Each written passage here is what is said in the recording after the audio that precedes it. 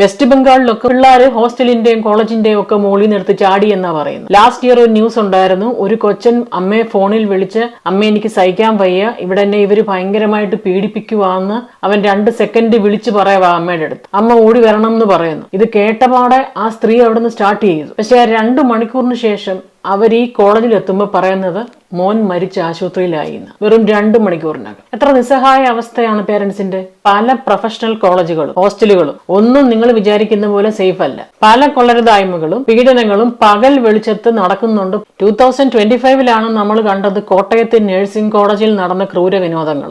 3 മാസം continuously seniors അവിടെ junior പിള്ളേരെ ക്രൂരമായിട്ട് മർദ്ദിക്കുമായിരുന്നു. ജൂനിയേഴ്സിനെ കട്ടിലിൽ കെട്ടിയിട്ട് ലോഷൻ തേച്ച് ഡിവൈഡർ യൂസ് ചെയ്ത് ബോഡി ഫുള്ള് കുത്തി മുറിവേൽപ്പിക്കുക. പ്രൈവറ്റ് പാർട്സിൽ ഡംബലിൽ കെട്ടിവെച്ച് വേദനിപ്പിക്കുന്നു. പാവങ്ങൾ വേദന കൊണ്ട് കരയുമ്പോൾ ഇവന്മാര് ആർത്തിച്ചിരിക്കുക. നാളത്തെ നേഴ്സുമാരാണെന്ന് ഓർത്തോണം. ഇവനെയൊക്കെ നേഴ്സിങ്ങിന് പൈസയും കൊടുത്ത് പഠിപ്പിക്കാൻ വിടുന്ന പേരൻസും കുറ്റക്കാരാ.